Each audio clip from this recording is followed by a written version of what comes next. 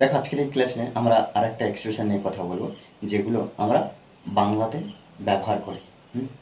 দেখো এখানে বাপু কি আছে, এক কাজ করো আমাকে একা থাকতে দাও, এক কাজ করো আমাকে আরেকটা আরেকটা দাও, আরও একটা, এরকম বলতে পারি আরও একটা দাও, এক কাজ করো আমার কথা শোনো, এক কাজ করো। তো অর্থাৎ দেখো প্রত্যেকটা বাক্যে আমরা কি দেখতে পাচ্ছি, এক কাজ করো। যখন আমরা দেখব যে এক কাজ করো, শুধু এই যে এক কাজ করো এর জন্য আমরা কি করব, do one thing, do one thing এটা ব্যবহার করব। কি, ডু ওয়ান থিং। এই ব্যবহার করার পরে, এটা ব্যবহার করার পরে আমাকে একা থাকতে দাও, আমাকে আরেকটা দাও, আমার কথা শোনো, দরজাটা বন্ধ করো, এটা বসাবো। অর্থাৎ বাক্যের স্ট্রাকচারটা কি দাঁড়াচ্ছে, do one thing plus sentence. Okay, দেখো এটা কিন্তু আমরা কি করব না, সেন্টেন্স অর্থাৎ একটা বাক্য সাধারণভাবে যেমনভাবে ট্রান্সলেট করি আমরা ঠিক তেমনভাবে ট্রান্সলেট করব। দেখো একটা বাক্য ট্রান্সলেট করলে আমরা বুঝতে পারবো প্রত্যেকটা বাক্য একইভাবে করতে হবে। এক কাজ করো, do one thing. Okay, do one thing, এক কাজ করো আমাকে একা থাকতে দাও। তাহলে এখানে দেখো আমাকে একা থাকতে দাও, এখানে কাউকে বলা হচ্ছে, কাউকে বলা হচ্ছে, তাকে বলা হচ্ছে যে আমাকে একা থাকতে দাও, কাউকে না কাউকে বলা হচ্ছে। সেক্ষেত্রে সাবজেক্ট কিন্তু দিয়ে শুরু হবে না।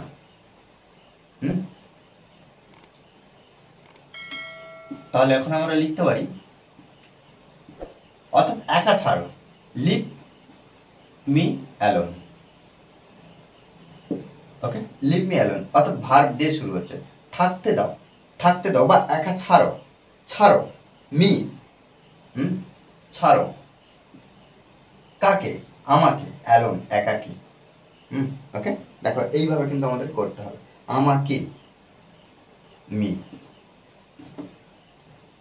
এক কাজ করো আমাকে আরেকটা দাও। তাহলে এখানে আমরা লিখব do one thing, do one thing, এক কাজ করো আমাকে আরেকটা দাও। তাহলে এক্ষেত্রে আমরা লিখতে পারি দাও, ভার্ব দিয়ে শুরু করব, গিফট দাও কাকে, আমাকে, মি। আমাকে দাও আরেকটা, ওয়ান মোর। ওকে, ওয়ান মোর, আরেকটা।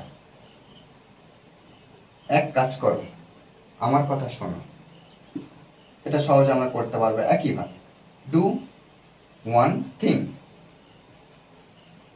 ডু ওয়ান থিং, এক কাজ করো আমার কথা শোনো।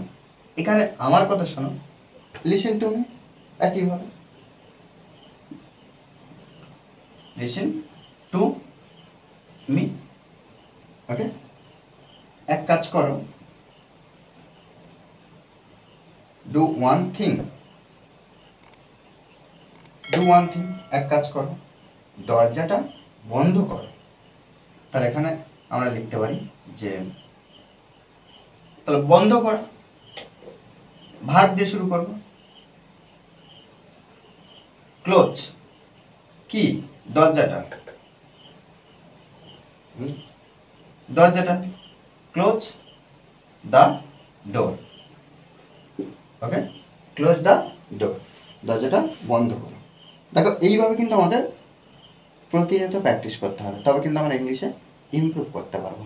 ওকে, আর এই ক্লাসটি যদি ভালো লাগে অবশ্যই লাইক কমেন্ট শেয়ার, আর যারা এখনো পর্যন্ত এই চ্যানেলটি সাবস্ক্রাইব করেননি তারা অবশ্যই চ্যানেলটি সাবস্ক্রাইব করে পাশে থাকবেন। Okay, thanks for watching this video.